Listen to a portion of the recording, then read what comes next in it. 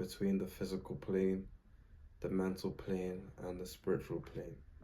When I came to the realization, right, of the obsession with the physical plane, well, I had some of my friends for examples of that. But some people kind of just pour everything into that physical for vanity and because they don't really know what else to do. I would still subscribe to, like, if you don't know what to do, just pick an interest that anything you can tolerate, just pick an interest and keep going at it until something else clicks. But you can't neglect, your spiritual. At least if you're going to the gym constantly researching, I guess that contributes to the mental plane. You're gathering knowledge and you're putting the knowledge into use, compounding it into wisdom. If you're eating right, getting your lifestyle together, then that's also contributing to the physical plane. Because it's not all just about lifting weights, cardio. It's about what you do outside of the gym in terms of what you're intaking into your body, your lifestyle habits. Are you drinking every day? Are you smoking? All these things contribute to physical. And then your mental, so obviously gathering knowledge and utilizing your mental facilities, your conscious and your subconscious mind, understanding and being able to sit down and think and recharge your brain, literally. And mental also, ties in with your emotions, your mood, your thoughts, obviously, because the mind is mental, the universe is mental. You need to be able to have the ability to sit down and think. We don't realize how little we think throughout the entire year. Literally, when I say thinking, I'm not talking about daydreaming. Daydreaming is just mental dissipation. You're just, leaking energy mentally by daydreaming and things of that nature. You need to sit down and think.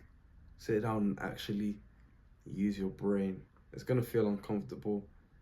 You're going to feel frustrated at times because sometimes it's going to be hard to think, to literally conjure up something that you don't see in front of your face. To start doing this, you have to keep in mind the concept that, everything is created twice.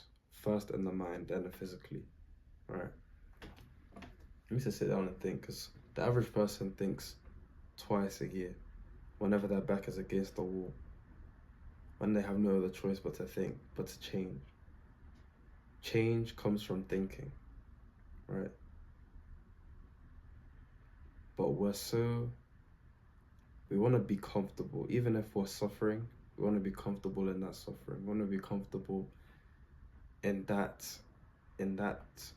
paradigm that's failing you. Because anything outside of that is scary. It's uncomfortable. It's discomforting to try new things, to step outside your comfort zone. But what we realize is that's where we need to go to grow, outside of your comfort zone. In order to be able to even start walking a different path, you need to be able to think first. Think of the path. Think of the goal. Think of the goals in between think of the steps in between to get to that goal. And think of systems you can put in place to get to those smaller goals. All right. You need to be able to think of systems. You need to be able to think and review your systems. Look back at what worked for me, what didn't work for me.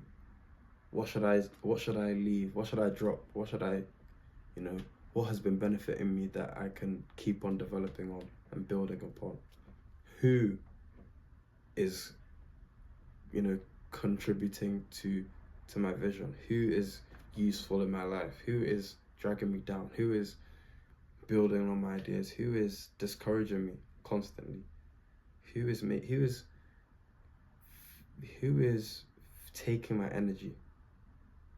You need to be able to think of these things. This is exercising your mental abilities, exercising your mental capacities. And that doesn't mean to neglect the body, because you also need to be physically fit. You need to be physically healthy, right? Check out my bulking guide in the description if you want to get physically in shape without even having to think about what to do.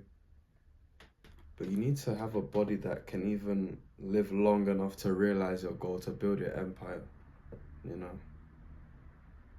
To look good as well. You want to be able to look friendly, you know, to the people you want to attract in your life, that will bring you fortune, favor, opportunities, and knowledge as well, wisdom and knowledge. You want to attract those people, you know.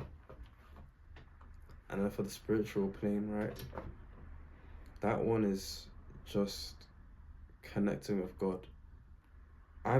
Me personally, I would identify as a spiritual person. I know God. Not that I believe in God, but I know God.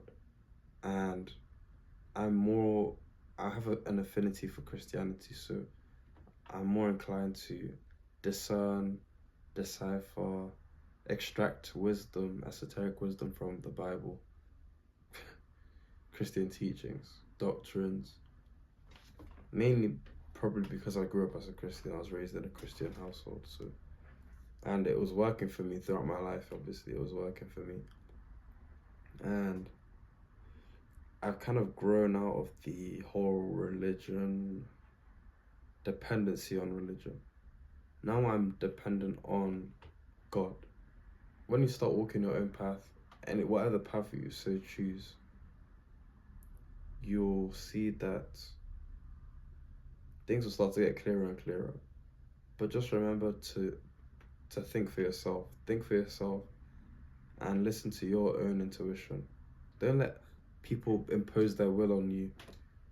Impose your will on yourself. Like, direct your creative energy. Direct yourself to the path you want to walk, you know. Direct yourself to your purpose. You can do it, and it's all in you. God is within you. You just need to find enlightenment, and then that's when your journey starts.